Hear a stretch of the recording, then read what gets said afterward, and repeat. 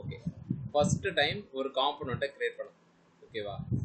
இந்த ரூட் வந்து எதுல இருந்து ஒர்க் ஆகுது அப்படின்றத பார்ப்போம். இப்போ குட் ஈவினிங் அப்படின்றத மட்டும் தான் நம்ம இங்க டிஸ்பிளேல பார்க்குறோம். சரி, இப்போ நான் எக்ஸ்ட்ரா ஒரு விஷயத்த நான் இதில் ஆட் பண்ணணும், இல்லை ஒரு காம்பனண்ட்டே புதுசாக கிரியேட் பண்ணணும் அப்படின்னா என்ன பண்ணலாம் அப்படின்னா, அவங்க எடுத்தவொடனே என்ன சொல்லியிருப்பாங்க, app.jsல போயிட்டு சேஞ்சஸ் பண்ணிக்கோங்க அப்படின்னு சொல்லிட்டு இந்த இடத்துல நம்ம சேஞ்சஸ் பண்ணால் வருது. சரி, இது மட்டும்தான் அப்ளிகேஷனா கிடையாது. ஹெட்டர் இருக்கு, ஸ்லைடர் இருக்கு, அது இருக்கு, இது இருக்கு. இதெல்லாம் எப்படி நம்ம இங்க ஒர்க் அவுட் பண்றது அப்படின்றத பார்ப்போம். சரிங்களா? ஏன் எடுத்தவொடனே app.js சொன்னாங்க? ஃப்ரண்ட் எண்டுன்னு சொன்னாலே வெங்கடண்ணன் என்ன சொல்லியிருக்காரு அப்படின்னா, இண்டெக்ஸ் அப்படின்றது தானே பாயிண்ட் ஆகும். இந்த இடத்துல ஏன் app.js அப்படின்னா, app.jsல தான் கோடிங் பண்றாங்க. ஆனா ஃபர்ஸ்ட் கால் பண்ற பேஜ் இண்டெக்ஸ் தான் கால் பண்றாங்க. ஓகேவா? நீங்க இங்க நல்லா பாத்தீங்க அப்படின்னா index.jsல ஆப்பை இம்போர்ட் பண்ணியிருப்பாங்க. சரி, இது என்ன கான்செப்ட் அப்படின்றத பார்த்துருவோம். ஓகே,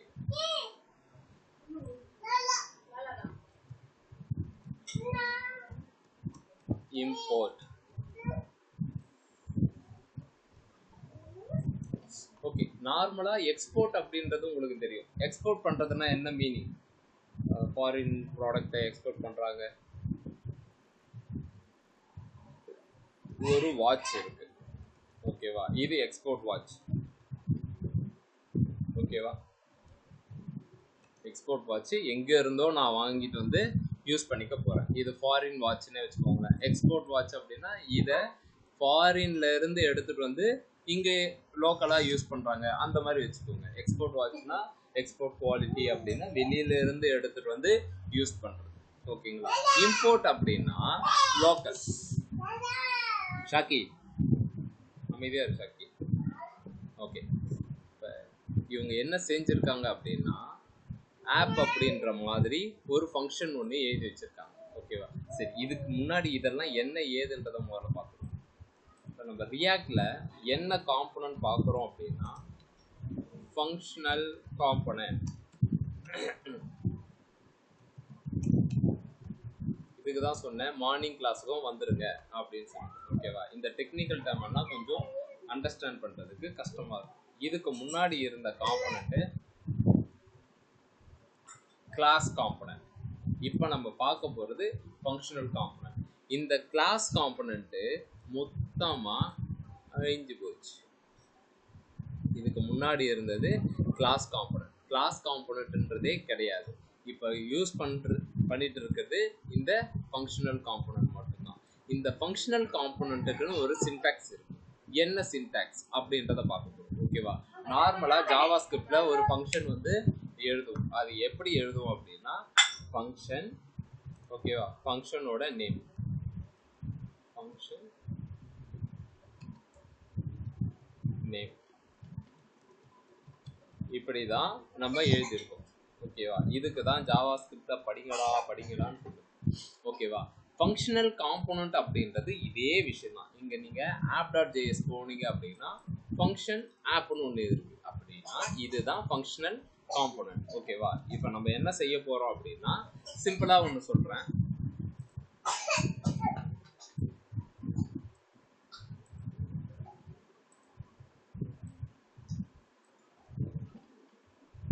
டேஷ்போர்ட் அப்படின்னு ஒரு ஃபோல்டர் கிரியேட் பண்ணுறோம்.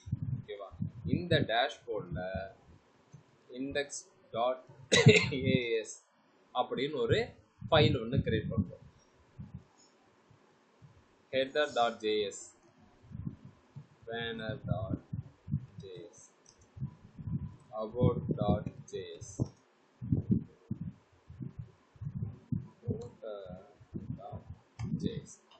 இப்படின்னு கிரியேட் பண்ண போறோம். ஓகேங்களா? டேஷ்போர்டுன்னு ஒரு ஃபோல்டர் கிரியேட் பண்ணிட்டு இந்த விஷயத்தெல்லாம் கிரியேட் பண்ணணும். ஓகேவா? இது ஹை லெவல்ல சொல்றேன். ஓகேவா? index.js ஃபைல்ல என்ன பண்ணியிருப்போம் அப்படின்னா, ஃபர்ஸ்ட்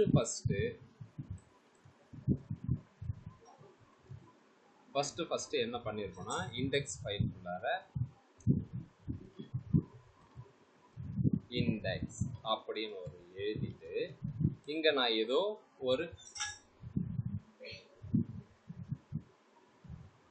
இண்டெக்ஸ் அப்படின்னு ஒன்று எழுதிட்டு ஒரு கோடிங் பண்ணுறேன். என்ன அப்படின்னா ஒரு H1ல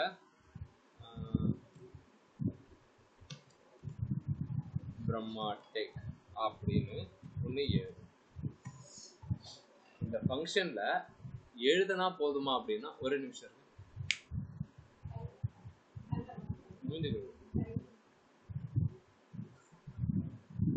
இந்த ஃபங்க்ஷனு இந்த H1 எழுதுனா மட்டும் போதுமானா போதாது. இந்த ஃபங்க்ஷனுக்கு இதை போயிட்டு இந்த காம்போனண்ட்டை உங்களுடைய விஷயத்துக்கு ரிட்டர்ன் பண்ணணும். ஓகேவா? ரிட்டர்ன் அப்படின்ற மெத்தடு கண்டிப்பாக இதில் யூஸ் பண்ணியிருப்பாங்க. இங்கே பாருங்கள், இந்த ரிட்டர்னுக்குள்ளே தான் இது பண்ணணும். ஒரு ஃபங்க்ஷன் எழுதியாச்சு. இந்த ஃபங்க்ஷன் என்ன அவுட்புட்டை கொடுக்க போகுதுன்னா இந்த அவுட்புட்டை தான் கொடுக்க போகுது அப்படின்னு சொல்கிறதுக்கு தான் இந்த ரிட்டர்ன் அப்படின்ற மெத்தடை யூஸ் பண்ணுவாங்க. ஓகேங்களா? ஸோ நீங்கள் எழுதுகிற விஷயத்துக்கு கண்டிப்பாக இங்கே ரிட்டர்ன் அப்படின்ற ஒரு விஷயத்த யூஸ் பண்ணி இருக்கணும்.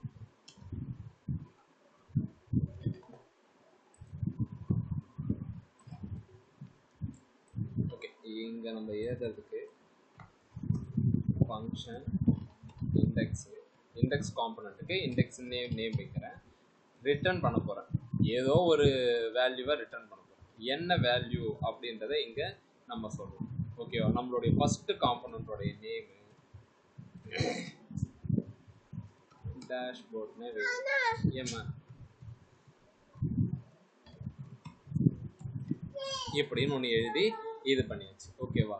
இது எழுதுனா மட்டும் போதாது, இந்த காம்போனண்ட்டை நான் மல்டிபிள் பிளேஸில் வந்துட்டு யூஸ் பண்ணிக்கணும். அது எப்படி யூஸ் பண்ண முடியும் அப்படின்னா, இப்போ நான் இது ஒரு வாட்சாக கன்சிடர் பண்ணிக்கோங்க. இது ஒரு வாட்ச். இந்த வாட்சை நான் யூஎஸ்ஏல ரெடி பண்ணிட்டு இருக்கேன். இந்த வாட்சை நான் இந்தியாவுக்கு அனுப்பணும். அப்போ நான் என்ன செய்ய போகிறேன் அப்படின்னா இம்போர்ட் பண்ண போகிறேன். Import watch from USA.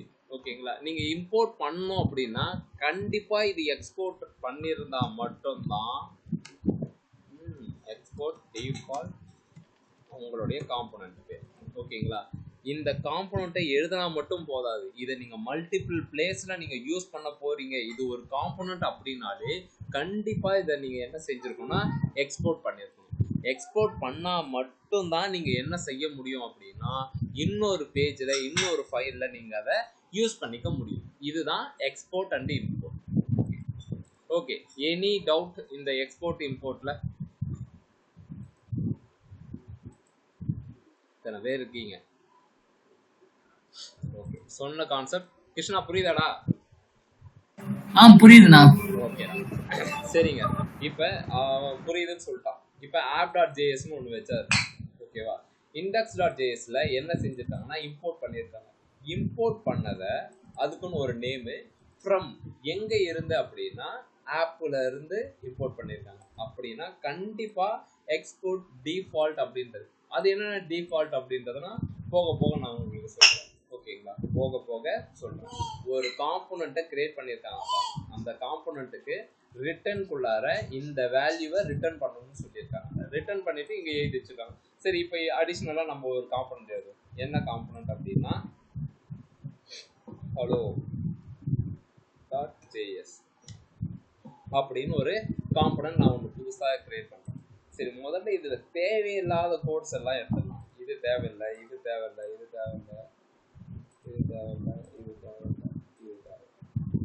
ஏன் தேவையில்லை அப்படின்றதெல்லாம் ஃபியூச்சரில் பார்த்துக்கலாம். தேவையில்லாத ஆணி எதுவுமே தேவையில்லை.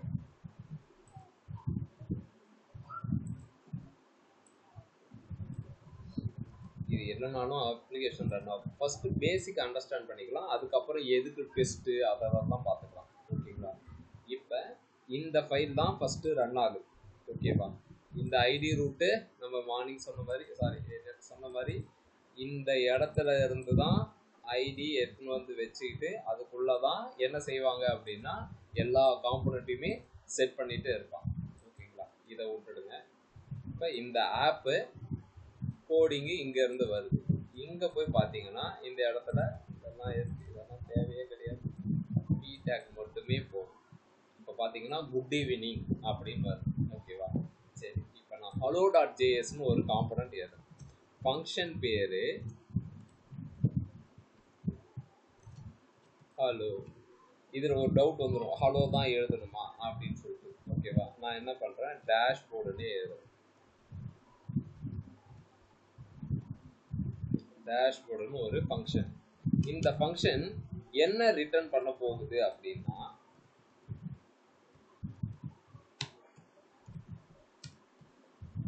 நான் என்ன இதில் கொடுக்க போகிறேன் அப்படின்னா h1 கொடுத்துட்டு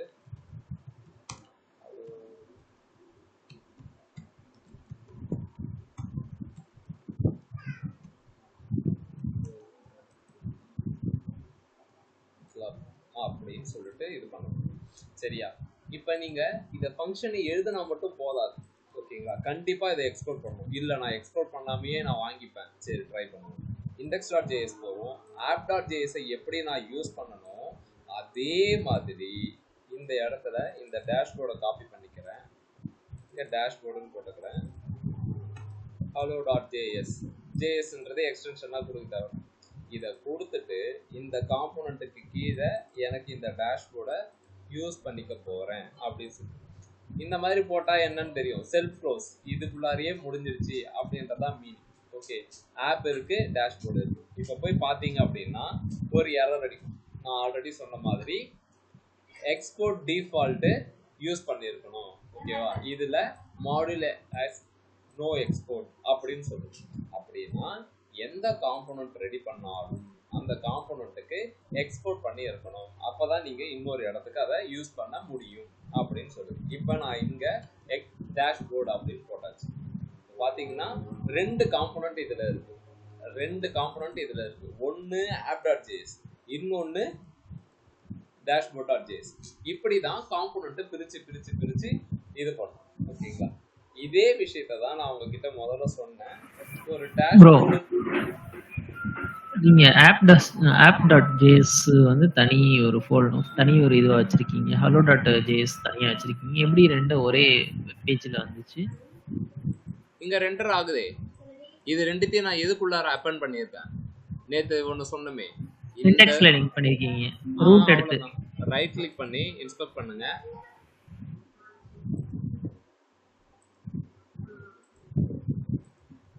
ஓகே, p tag.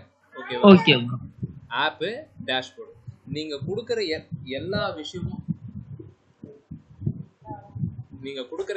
விஷயமும் இதுக்குள்ளார வந்து உக்காந்துக்கும். நீங்க எத்தனை காம்போனன்ட் கிரியேட் பண்ணாலும் சரி, ஓகேவா, அட் த எண்டு நீங்க என்ன பண்ணுவீங்க அப்படின்னா இந்த இடத்துல நீங்க இம்போர்ட் பண்ணி விட்டுருவீங்க.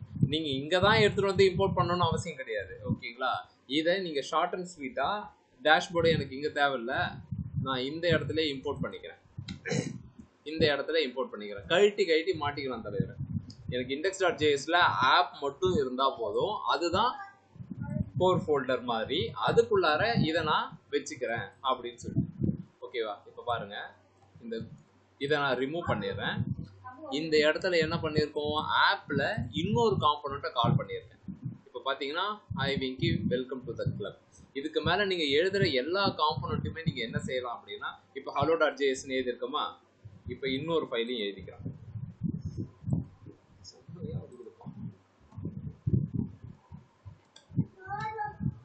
header.js. இப்போ இதுக்கு வந்து ஹெட்டர்னு எழுதுறோம். ஓகே, இதையுமே எக்ஸ்போர்ட் பண்ணிடுறோம்.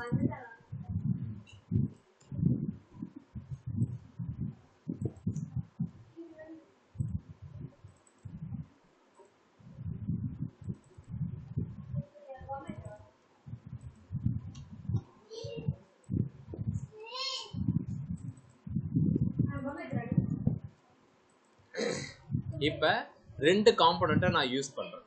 இந்த 2 காம்போனண்ட் யூஸ் பண்ணும்போது ஒரு ப்ராப்ளம் வரும். அது என்னன்றதை பாருங்க.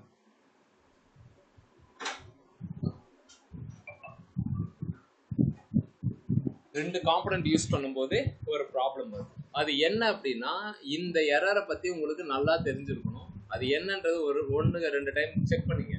adjacent JSX element must be wrapped in enclosing tag. அப்படி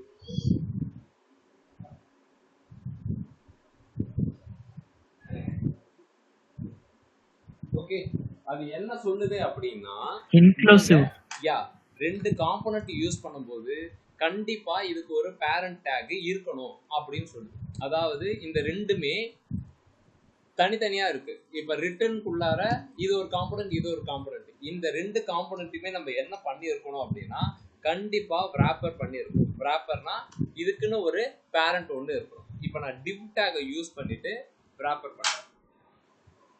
இப்போ பாத்தீங்கன்னா வந்துருச்சு. Okay bro.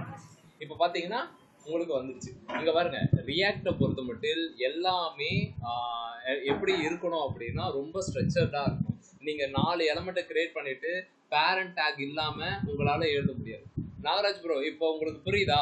ஒரு புரியுது ப்ரோ.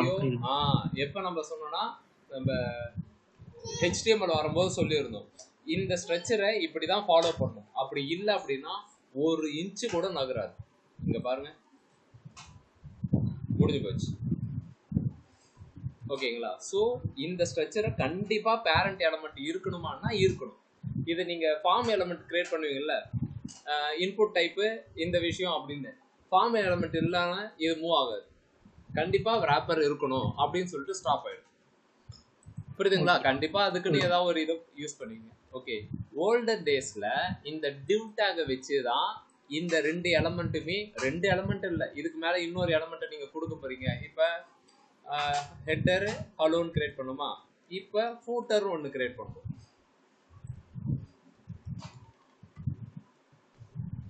இது ஜஸ்ட் ஒரு அண்டர்ஸ்டாண்டிங். ஏமா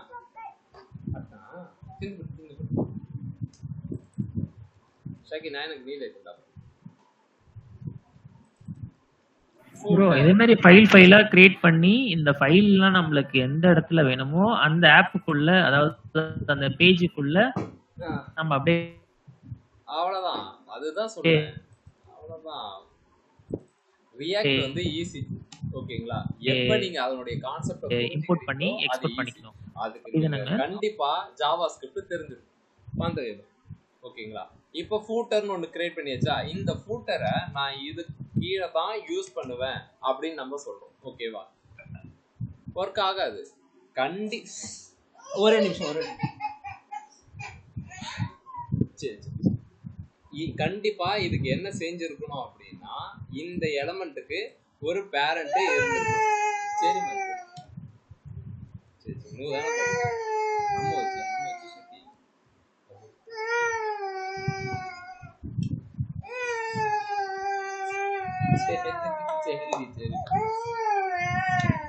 ஒரே நிமிஷம் இருக்கு.